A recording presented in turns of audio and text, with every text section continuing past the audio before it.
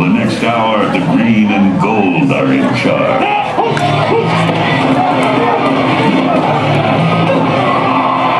Welcome to In the Huddle on the Woodward Radio Network. In the Huddle is brought to you by Mole Lake Casino.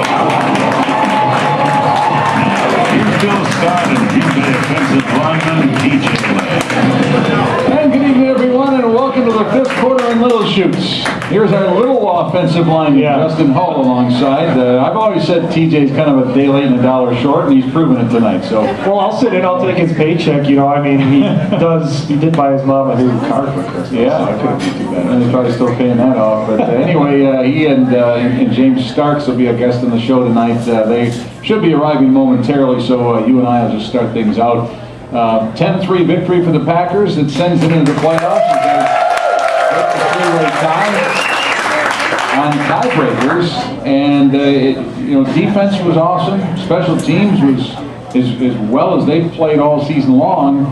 The thing you didn't expect to see them do and sputter offensively, but they really struggled there. And that's the thing all season long. I think everybody that watches this team is just waiting for this offense to explode and this offense to consistently explode the way we thought it was going to happen at the beginning of the season. So if you're heading into the playoffs right now and you follow this team, you watch this team, you're a fan of this team, you're happy the defense is playing well, you're happy the special teams is playing well, and out of those three facets, the one that you still feel like has the best chance to improve on any given Sunday is the offense. So maybe not a lot to worry about, so maybe a lot of optimism to head forward with that being the case. Is this a cold weather football team with warm weather wide receivers?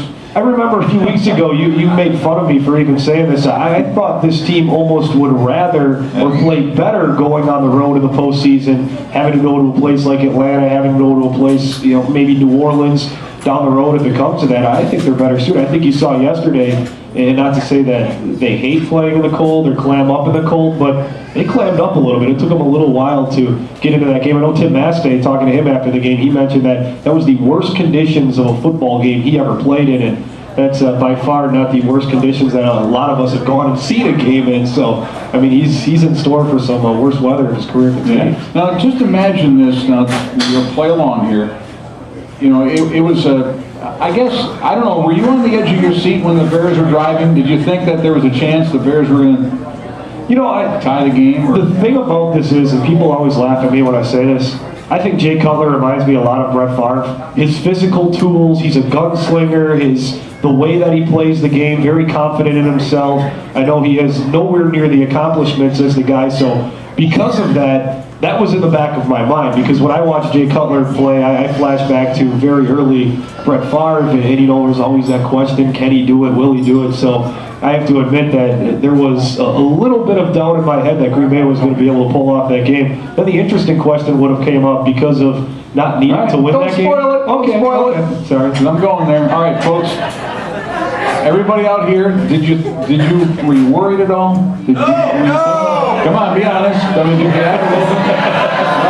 We're Wisconsin sports fans. Of course we worry in those moments. So here's exactly where Justin was going to go, and this is what I was thinking as this late drive was going on. The Bears don't need the win. I mean, they wanted to beat the Packers, but I don't think they were too interested in sending their troops into overtime.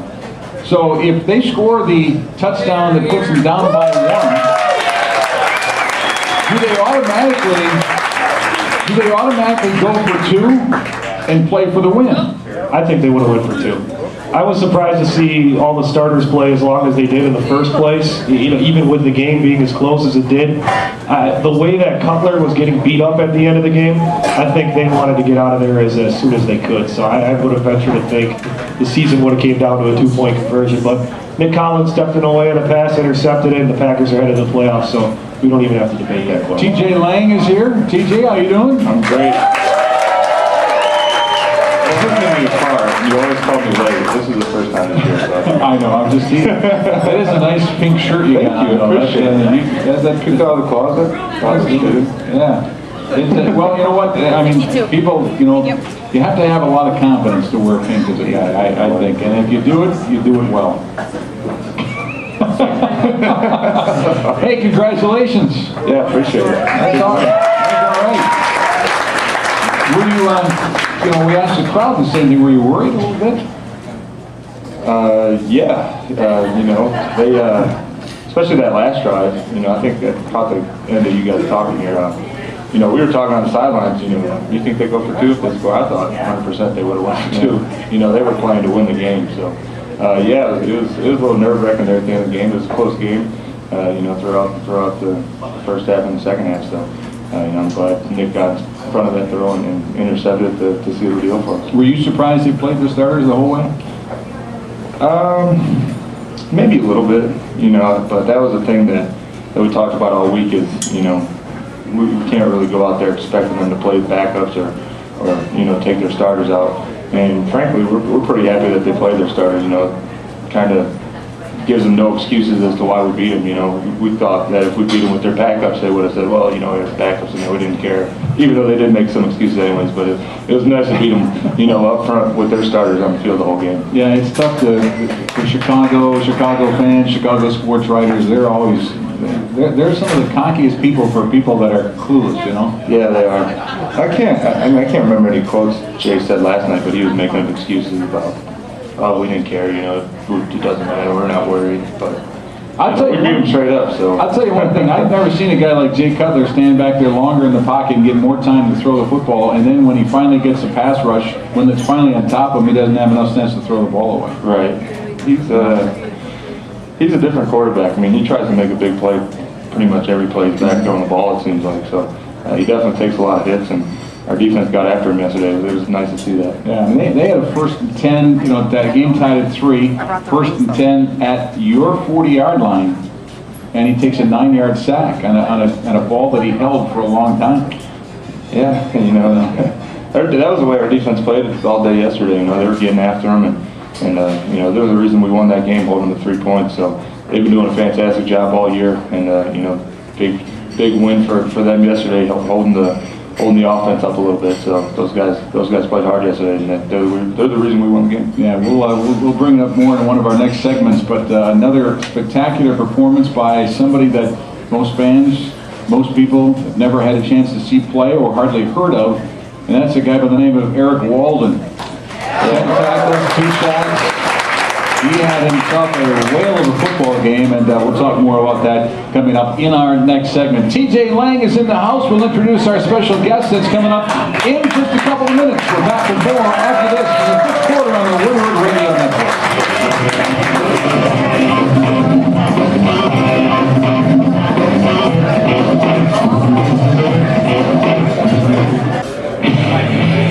Back to In the Huddle with Bill Stark and TJ Lang. And we are back here at the 5th quarter in Little Chute. Our program tonight brought to you by Mole Lake Casino Resort and Conference Center. TJ Lang in the house, and it's time to meet our guest on tonight's program. Packers 6th round draft pick out of the University of Buffalo. He wears number 44, running back James Starks.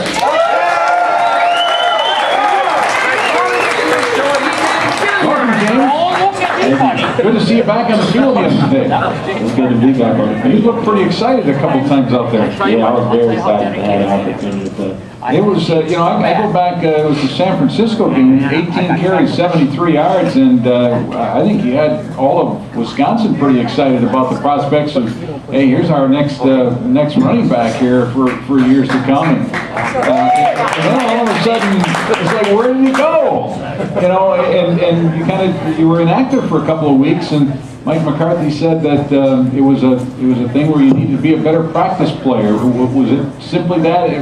Was there more to that message? That's basically what it was. I just got to be better in preparation, I think.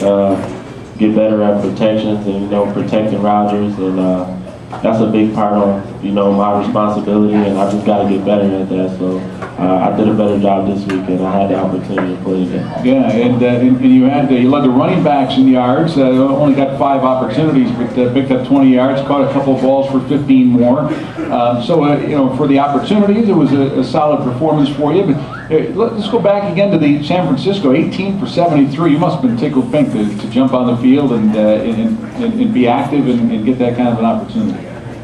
Definitely after 2 years, sitting out, senior year, not being able to play, and then get an opportunity to get drafted to the Green Bay Packers and, you know, have an opportunity after sitting out the whole OTAs and all of that, and just having the opportunity to get out there and get 18 carries and be successful, I was very pumped up. You missed your entire senior season in college at Buffalo with a shoulder injury. How'd that happen? Basically, I was running the ball in summer camp and had a little scrimmage and fell on it the wrong way, fell on my shoulder and dislocated it, popped it out of place, and caused me to miss the season. You went to Buffalo and they recruited you as a quarterback. Then they changed you into defensive back, and then you finally settled in at running back. How'd that all come about? Well, Coach Turner came in and gave me an opportunity to play what Coach Harper recruited me as. And I did a great job at playing quarterback, but he told me, you know, why don't I just go different places and see how I like it. First he put me at receiver and slot, things like that, and I did well at that. Then he started trying me with the Wildcat, and then that's when he told me, you know, go in the running back room, see how it works out, and I did a great job there, and from then on, I've just been a running back. Yeah, it turned out pretty well. I think you lead scoring, rushing, yardage, all that kind of stuff. I mean, you're a record holder at Buffalo, and you did it in 3 years. Yeah, I mean, Klein did a great job there also, so I mean, God put me in the right situations at the right time, and I'm blessed to even be in the situation that I'm in today. TJ, isn't it amazed how college, prospective college athletes, they come out of high school and oftentimes they, you know, you star as a wide receiver or a running back, and oftentimes in college you end up, it's kind of a where they need you type thing, and people, you know, because they want to play and they want to play now as opposed to 2 years from now, they make that switch. Yeah, well, it's interesting because, I mean, there's a lot of college players that play quarterback, you know, in high school, and that's a lot of things. That's one thing that a lot of high school teams are doing is, you know, you put your best athlete and your star player quarterback and let them run around and throw the ball. So a lot of guys have to make a move, and it's not an easy move going from quarterback to, you know, receiver or running back. But, you know, you'll see a lot of guys, even in the NFL, that have made a switch, and it's tough. I mean, I made a switch from defensive line to offensive line, but, you know, that's nothing compared to going from quarterback to, you know, running back, where you're taking a lot more hits. So, you know, it's something where a lot of guys have a lot of experience at different positions, but, you know, guys like James, I mean, they adapt to new positions and excel at it, and you're seeing a lot more of that. Yeah, and I heard that at Eastern Michigan they actually had interest initially in you as a wide receiver. And Yeah. And in fact, you know, let's go back to yesterday's game, and they decided to do a fake quarterback draw, and then turn around and I don't know. I mean, what Rodgers? You know, he throws it down at the ankles of Brandon Jackson, and of course that's a lateral. It's not a pass. It's a lateral. So even if he drops the ball, he's got to pick it up, and he still has to run with it. You know, if they're going to run that play, they might as well just line you up at wide receiver and throw you the football. Hey, I agree. I'm not disagreeing with that. But that's a play. That fake quarterback sneak, I mean, that's a play. We've been working on that for a few weeks, and I mean, if Aaron puts it on Brandon, it's probably a walking touchdown. You know, that's a play that we have for, you know, short yardage or goal line, and Coach called it, and we were all excited. And, you know, I'm sure Aaron was a little disappointed about the throw, but I mean, that was a great play call, I thought, but obviously threw a little too low, and, you know, we didn't end up scoring. Oftentimes the coach looks bad on the play call if the players don't execute. Right. Yeah, it was a great play call. I mean, if you watch it, if he throws it, you know, in his chest, it's, you know, Coons lead blocking, and it's a walking touchdown. So it's something that you don't see, you know, little trickery. We're a team, you know, we don't run a whole lot of trick plays, you know, so throw something like that in the mix. I mean, we felt good about it. Obviously, we didn't execute as well as we should have. James, was the offense, as the game went along, and it was clearly evident that there weren't a lot of points going to be scored in the game, was the offense kind of getting a little tighter as the game wore on? I don't think so. That's what we practiced the whole week for, you know, for the worst, you know. No matter if our backs against the walls, we weren't going to give up, we weren't going to let down. So we was ready for every situation. You mentioned Eric Walden before we went to break. And you know, it's been somebody different, you know, one of those reserve players that's been called on to play for injured players. And when you look at the success of this football team this season, the reason why you're in the playoffs is because of guys like Eric Walden, who basically get in. You know, he signed, I think, October 27th, near the end of October, and crash course. They get with a position coach. They learn the trade. They learn the language, and work as hard as they can. And about 3-4 weeks later, sometimes faster, they're on the field and pressed into service, and they've all done well. Yeah, that's kind of been the theme of our year. With the injuries, is we've had a lot of guys that have stepped up and played some good football for us, and he's a guy that with Zombo's injury the past few weeks has got more chances to see the field. And yesterday, I mean, it was great to see him out there making plays, and we all know the capability he has. From going against him in practice and watching him run around out there. He's a good player. He works hard. So to see him have a productive day like he did yesterday was just, I mean, great. You're so happy for him because you see the way he works, and to go out there and be the leader of our defense yesterday.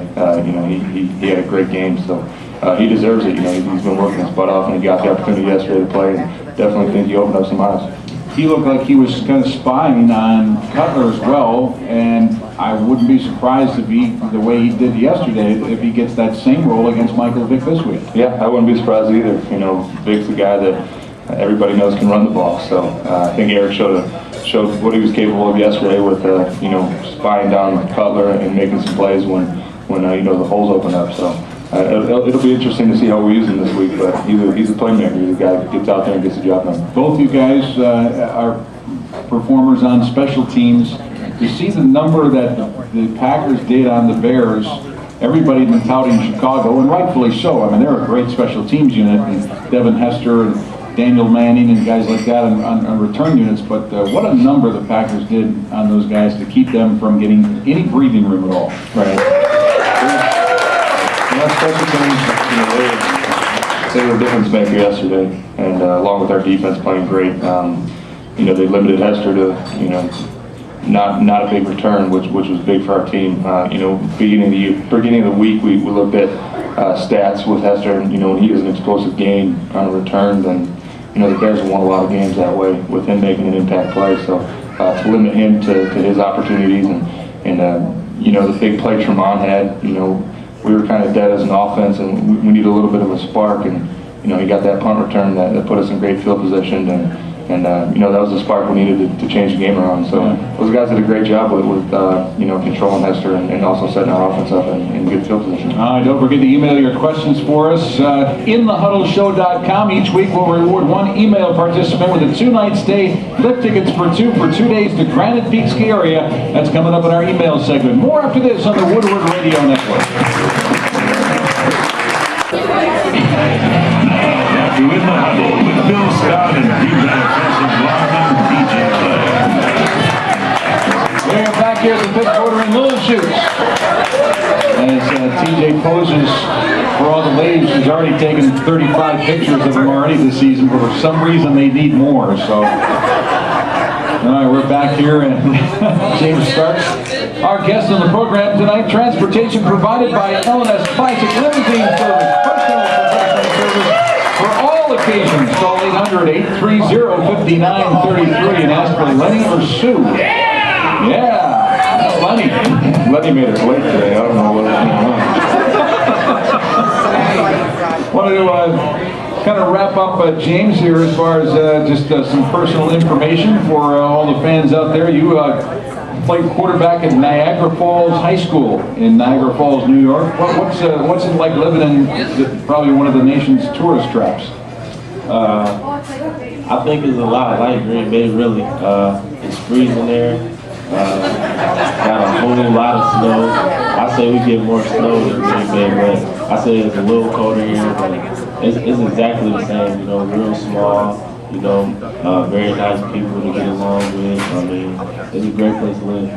Where is Niagara Falls in relation to Lake Placid? How far? I know it's like maybe 30 minutes. 30 minutes, yeah. That's pretty neat. I was there one time and just buckets of snow for like 5 straight days. Yeah. Nothing but snow. Blizzards. So I see in your bio your nickname is Buck. Anybody in the locker room play at Buck? Fullbacks do. Fullbacks do? Yeah. How'd you get that nickname? What's that all about? I'm originally, named exactly right after my father. So he was Big Buck. People used to call me Little Buck, but I'm not little anymore, so I just took a little off there. So what did you do as a kid growing up in Niagara Falls? Really play basketball. I mean, that's what everybody do in Niagara Falls, play basketball. Do you ever think that might be your sport? Or? I was pretty good at basketball, actually. So I probably could have played basketball. Yeah. Anybody come calling? Some. Yeah. Yeah. And you went football? That was just a better deal for you? Yeah, I like football a lot more. So. Okay. Contact. You Basketball too small. You a basketball player, TJ, at any time? No. I understand now, but I mean back then, were you? I played in middle school, and I think I was the only kid on the team not to score the whole year, so threw that one out the door. James, what's it like being on a playoff team in your very first season? Man, I'm excited. This whole year for me has been a blessing. I mean, I'm very excited just to have the opportunity to go out and play in a playoff game first year. I mean, not many players get to do that, rookies. So, I mean, I'm excited. You had some injury problems early on when you first got in here, so you weren't ready to go. They put you on the PUP list.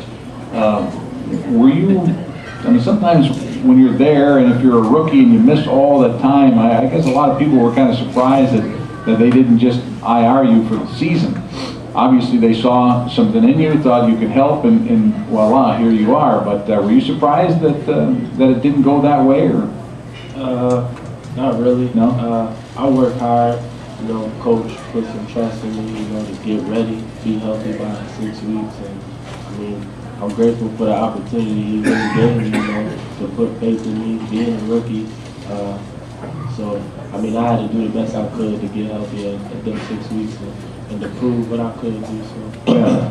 Well, I think it's fortunate for you, but it's fortunate for them too, because if they put you on IR, now that means 2 years of downtime, and now they've got to first get a look at you during the off-season training camp next year. Now they get a little bit better picture of what you can do, and when they plan and move forward for roles at the running back position, they kind of have an idea now. Yeah, like I said, I can't say anymore, but I'm blessed, to be in that situation for him to trust me like that and to have this opportunity to prove myself. So I'm grateful for everything that, he let me prove, What did we have on the show earlier this year, TJ, and somebody said after the San Francisco game that he'd come back in the huddle and be, yakking away, all upset about the fact that he should have had, he just picks up 12 yards, but he missed that cut over here. And Yeah, I think it was college that we had on after that game. But yeah, Starks, I mean, he's a guy that, when he came off the PUP list after 6 weeks, our running game had been struggling a little bit, and we saw the capability he had watching him practice, the explosion that he had, and everybody was excited about him. So I think it's a tribute to his hard work through, coming off the injury and getting out there and showing what he could do to, put faith in the coaches to, have the trust to put him out there to get the job done. So he's done a great job coming off a year injury and getting back on the field and making stuff happen. He's exciting to watch, from an old lineman's perspective. He's a big play waiting to happen. So I think it's a tribute to James, his hard work, that he's getting more opportunities to see the field and touch the ball a little bit more. Once again, the scoreboard operator at Limbo Field, the guy that puts all the scores of the games around the league on Sunday, he flunks. He gets an F. What? They were showing high school scores the whole game. What was that like a month ago? They wouldn't show. They wouldn't show Tampa Bay, and they wouldn't show the Giants score. Yeah, and Tampa Bay was already decided. Tampa Bay had already won at noon. But apparently your coach doesn't think that you guys can handle the distraction of seeing a score up on the scoreboard and being able to, play the game. Yeah. I guess it's not the scoreboard up. I think that order is coming from the head coach. Yeah, I think so too. And we noticed that during the game too. It was a tight game, and whenever they showed the scores, we were kind of checking them out. But we noticed right away that they weren't showing those. So. Did you know the Tampa outcome though?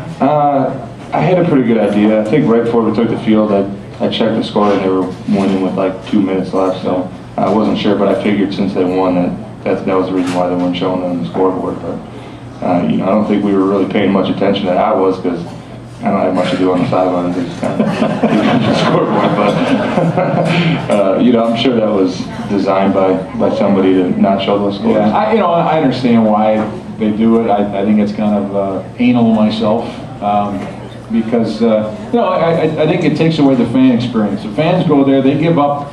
You know, they pay a lot of money for the tickets, and give up the opportunity to sit in their living room, be able to get all the scores and that kind of stuff, to come and scream their heads off and cheer you guys on. And in my opinion, at least they ought to be able to do is like everybody else that's sitting at home watching TV, they ought to be able to see the score of the two most important games that are surrounded them. You know, and I think the fans get cheated in this deal. Well, I guess.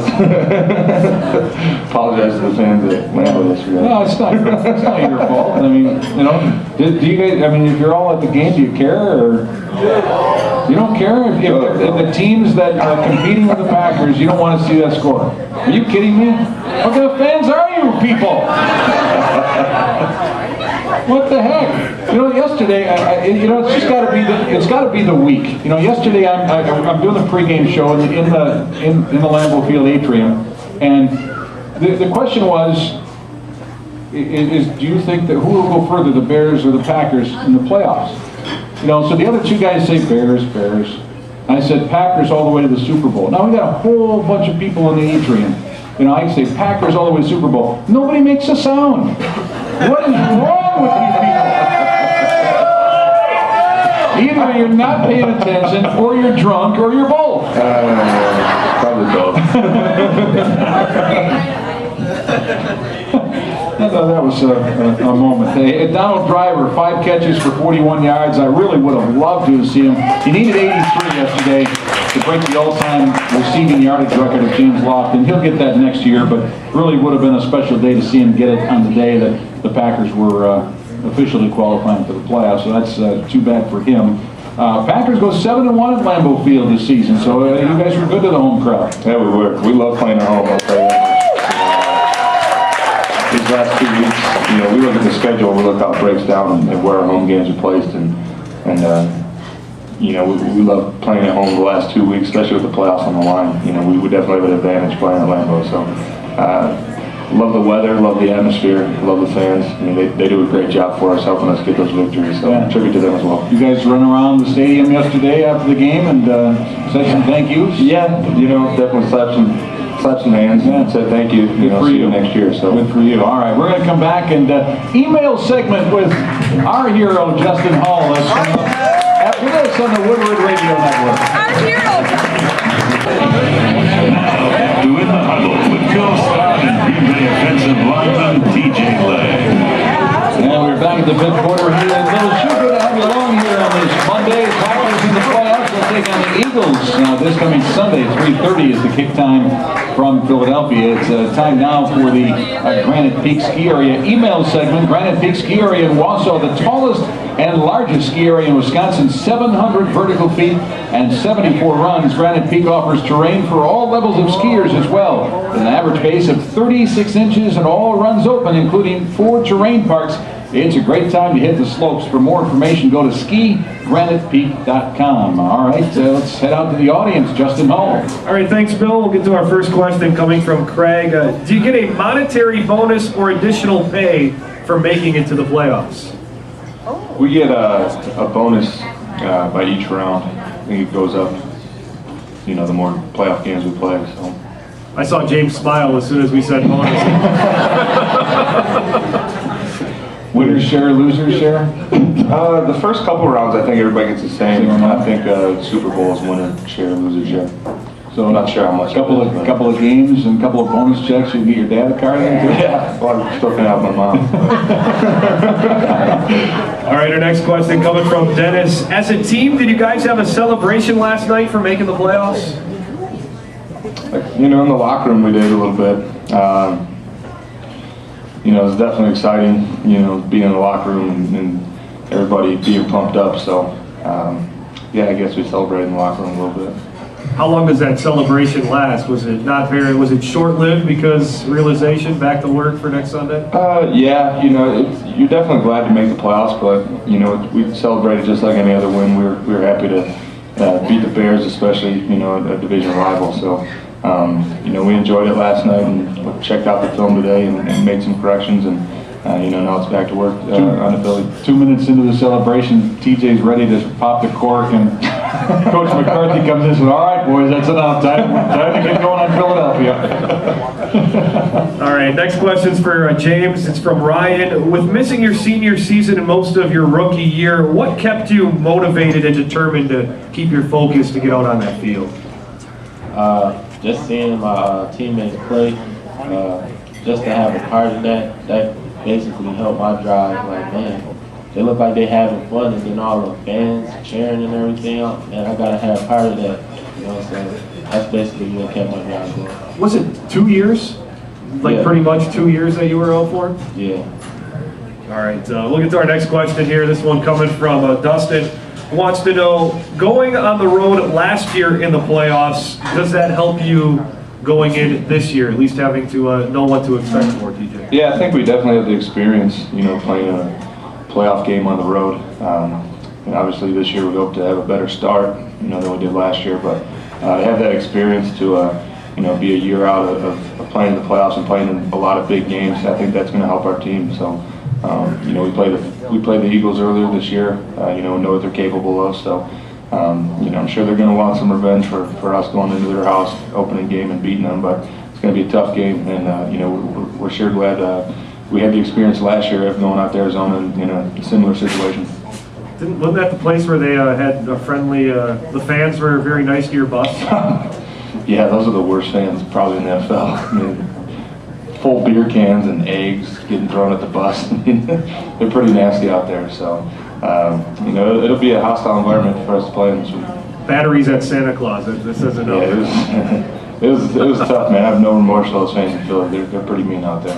All right, we'll get to another question here. This one's coming from Christy. Will practices be more intense during the week due to it being the playoffs now, or how does that change as things move forward?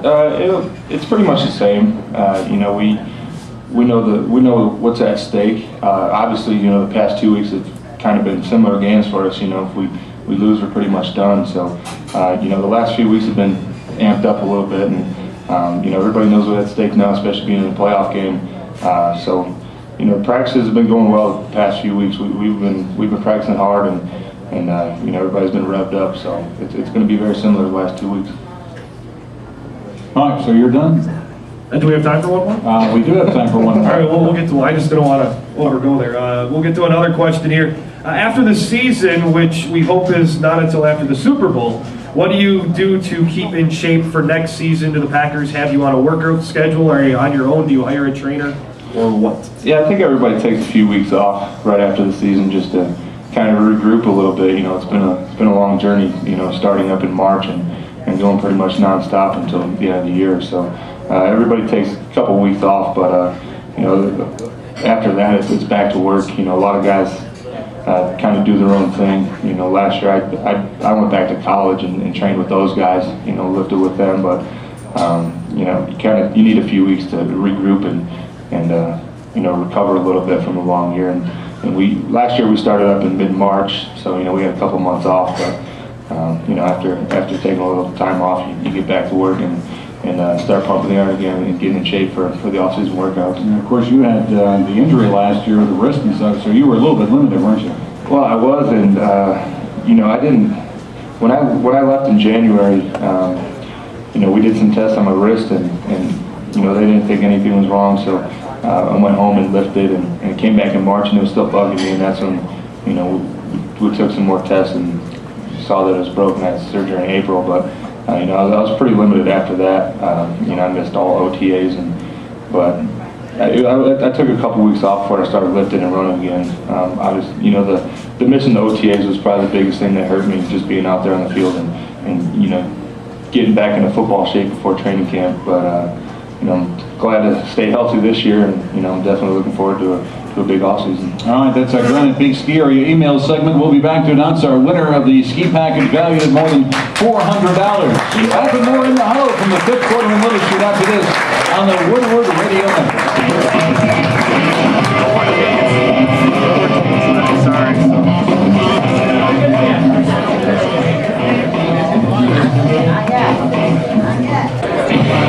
Now back to In the Huddle with Bill Scott and Green Bay offensive lineman TJ Ladd. Fifth quarter in Little Chute. TJ Lang, James Starks, our guest on the program this evening. Let's get our winner of the Granite Peak Ski Area email question of the week. Back we go to Justin Hull. All right, we will go with Dustin. He had the question talking about playing in the postseason last season and how that will help you guys this week. So he picks up the ski package from Granite Peak. All right, good job, Dustin. Our people will be in touch with your people, and we'll get you that gift certificate and a lot of good times. I know TJ is just busting at the seams, waiting to get out to Granite Peak. It's true. I want to do it. I don't know if they make snowboards for 300-pound guys, but I figured I'll find out pretty soon. He could probably. I was going to say he could. Toboggan? One snowboard on each foot. Good recommendation. I was going to say. Yeah, we can hear you, but One snowboard on each foot. How about that? Yeah. go ahead. Skiing was pretty boring. I was going to say one snowboard on each foot for TJ. I like snowboarding. Skiing was kind of boring. Too easy. I like the challenge. It's all about the poles, right? Yeah, it is. So, did you realize that TJ, if when he was ready to retire and give up football, I'm sure after 10 or 12 more years, that he's got a future as a general manager in this league, somebody that runs a draft and that kind of thing? Did he win his fantasy football league? He won his fantasy football. First year. Champion. Not bragging. Dominating all year. Who's all in the league again? Oh man, there was about 10 of us. It was me, Flynn, Sidden, Tauscher. I think Balaga was in it, and Kuhn beat him the first week of the playoffs. That felt good. Yeah. I got so much heat when I was doing my draft. What are you doing, taking that? What are you doing? I'm like, I don't know. It's my first year.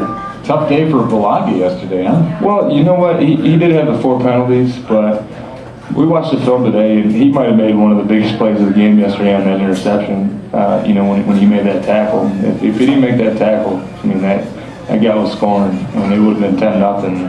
He made the tackle, and our defense ended up holding them to 0 points. So everybody's going to struggle once in a while, and the holdings were questionable. I mean, he's out there and competing, but the false starts obviously are mental errors. But I mean, 4 penalties hurts, but he definitely kind of made up for it with that tackle. That was a huge play. Yeah, well, he's Mike McCarthy obviously is very happy with his play this year, as well he should be. When you throw a rookie out there in a position like that, and you're asking him to protect the quarterback on a down-in, down-out basis, he said, you know what? I'm sure when we grade the film, we'll find some things that we liked about his performance, and he'll correct the things that the obvious errors, and we'll move on. So he doesn't talk that way for everybody. Right. Yeah. Well, especially being a rookie and playing left tackle for so many years. I mean, it's tough to make that switch to right tackle. I've gone through it. Playing every position on the O-line, it's not as easy as people think. So he's done a fine job this year of getting out there once Tauscher went down and holding down that spot. He's had a pretty good year. All right, the Eagles are a team that like to blitz. They like to bring the pressure. What's the offensive line and the running backs, for that matter, in store for? We actually practice a lot very similar to the Bears. I mean, you watch film on them, and they didn't really heat us up a whole lot yesterday, but we were definitely prepared for a lot of blitzes. That's a big thing, like James was talking about earlier, is the blitz pickups that the line and the running backs are responsible for. We have so many different plays and checks, that we make at the last second that, you got to see what's going on. You got so many things to read, but I'd say they're a very similar team to the Bears, the way they pressure. So, it's going to help us going into this week, having the preparation from last week, seeing a lot of the same blitzes. So, we spent a lot of time throughout the week on that. We have a couple periods of team, team challenges each week, each day to see different blitzes. So we practice a lot on that stuff, and it's going to be pretty similar to last week. Well, I got to be honest with you. There's teams that, a lot of teams, when their backs are against the wall, they kind of melt. You know, they kind of cringe into the pressure, and I think that's where you guys are at your best. When people don't expect you to win, when you've got to win 2 straight against pretty tough opponents to get into the playoffs, and now you're going in, you're the 6th seed, you're going to play everything on the road. This is an environment that the Packers have performed fairly well. I agree. You look at the last 2 weeks, you know, our back's been against the wall, and, you know, everybody knows what's at stake, and when we're playing, you know, for a chance to play in the postseason, you know, we bring our A game, and that's what we've done the last 2 games of the regular season. Even dating back to last year's playoff game, you know, we didn't get off to a great start, but the fight that we showed to stay in the game and have an opportunity to win in overtime, I mean, you know, that's just the character of our team, you know, playing hard when we need to play hard. And, you know, we have the guys that are going to give that extra effort to go out there, leave it on the line, and try to make some plays to win the game. So, you know, these last 2 weeks have shown a lot about our football team with our backs against the wall, and certainly it's not going to be any different going on the road for the rest of the season. So, you know, we got our challenges in front of us, but, you know, we're a good team when you know, the pressure's on. All right, James, I hope you concentrate extra hard this week, because I want to see you out there again next Sunday. I think all the fans want to see you out there next Sunday. You're pretty exciting to watch run, and we hope you keep it up. All right, best of luck to you. It's good to have you on the active roster and playing, and we hope to see a lot more of you, not only this season, but obviously next year as well. So good luck to you. TJ, good luck on Sunday, and we'll be back next Monday to talk about it, all right? TJ Lang and James Starks are guests on the program. Reggie Rizzo, our producer, Evan Stanek, our engineer, Justin Hall here at the 5th quarter in Little Chute. I'm Bill Scott. We'll see you next Monday night, everybody. Go Packers! This is the Huddle on the Word